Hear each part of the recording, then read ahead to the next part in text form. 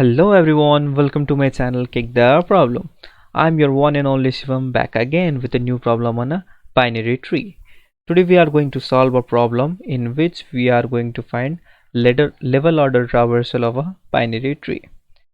In this problem we have to simply return a array list which contains all the elements of integer type, and we are given as argument the root node. Now let's see the solution of this problem. So guys, if we talk about tree traversal is a simple technique in which we have to traverse a tree, like we have to traverse each node in the tree at least once, and we have to print all the nodes. But there are different methods of tree traversal. Today we are going to learn about level ordered tree traversal. So guys, in this we have to traverse this our given tree level by level. Like first of all we have to traverse this first level, then after its children all that are in second level, and then after their children that are in third level. In this way go on. Like in first level there is only one element, so we'll print that, and then after in second level there is 2 3, so we have printed 2 3 after one, and then after next level third level 5 6 7 8. So you can see this as a output. So guys, in my code I have initialized an array list. As I shown you in question only, we have to return our output in as an array list of elements of integer type. So you can see I have drawn an array list. Array list is simple as array, only the thing is different. Like array is of fixed size, array list is not a fixed size. We can change the size of array list depending upon our requirement. And then after at the starting we'll check our tree is empty or not. Like if it doesn't contain any node, then we'll return that empty array list. Now we'll initialize a queue data structure which is used as linked list in Java. So you can see your queue data structure I have done over here. It is a FIFO data structure, that is first in first out. The element that is inserted first will be popped out at the starting only. Now we will add a root element like root node, but we saw in question it is passed as argument. That you can see one is root node in this example, so we will add root node in this queue, that is 1. Now after that we'll run this while loop. We'll run this while loop till our queue is not empty. Like we can see q dot is empty, not q dot is empty. Like we'll run this while loop till q is not empty, and then after we'll pull. We have initialized a temporary variable temp of node type, and we'll pull this each element from the queue, and we'll initialize to temp variable. Now one will be popped, like it will come out from queue and it will be initialized to temp variable, and then after it will be added to array list also. Now we will check if temp dot left not equals to null. What is the left value of temp? Here it is 1, it is not null. So what we'll do, we'll add this element to the queue. 2 will come over here, and then after same thing we'll check temp dot right not equals to null. What is the right side of this temp variable? That is 3, it is not null. So again we will add this to the queue, but it will come over here as 3. Now same process again, we have to check while queue is empty or not. Now we can see there is 2 elements in our queue is not empty. Now again 2 will pop out from here, and temp variable will be as 2, and 2 we will also be added to our array list. Now we will check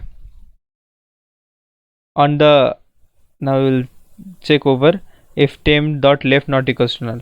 What is the on the left side of 2, that is 5, it is not null, and right side it is 6. So we will add 5 and 6 to our queue. 5 will also be added and 6 will be also be added. Now again 3 will pop from here, and it will temp variable will be initialized as 3, and 3 will also be inserted in our array list. So guys, now for 3 node we'll check the left side and right side of 3. The left node of 3 is not null, that it contains 7, and right node is also not null, it contains 8. So we'll add 3 and 4 also, 7 and 8 also in our queue, like you can see 7 and 8. Now we will remove this 5, we'll pop this 5 from queue, and we'll add to, we'll initialize 5 to temp, and also we will add 5 to our array list. Now for 5 we will check its left and right. Left element is also null, right element is also null, so we no need to add anything to the queue. Now 6 will be popped from the queue, and temp variable will be initialized as 6, and 6 will be added to array list as well. Now again we will check left node and right node, there is nothing to 6, so no need to add anything in queue. Now 7 will be popped from the queue, and it will be initialized to temp variable, as well as we will check to, now 7 will be added to queue. Now we will check for temp variable 7, nothing to the left root, and there is nothing to the right node. Now same thing for 8 will be popped, and this will be temp variable will be initialized at 8, and it will be printed in the array list. Now in this condition, for while loop it will become empty, this while condition will be verified, and now this while loop will not run, and then after it will return our array list that we can see in our array list 1 2 3 5 6 7 8. Same thing, 1 2 3 5, sorry there is no any 4 in this, 1 2 3 5 6 7 8. Time complexity of this approach is order of n.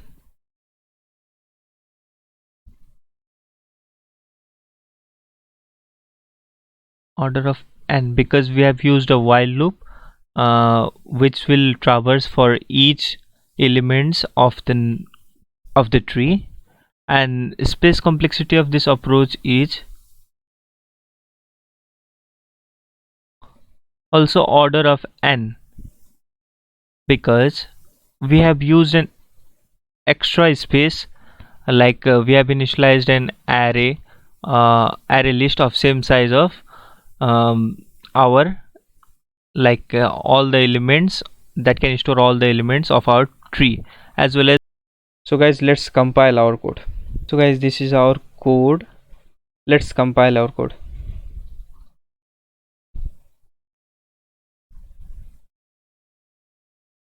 This is the same example from the question 1 2 3. You can see it is printed. Let's submit our code.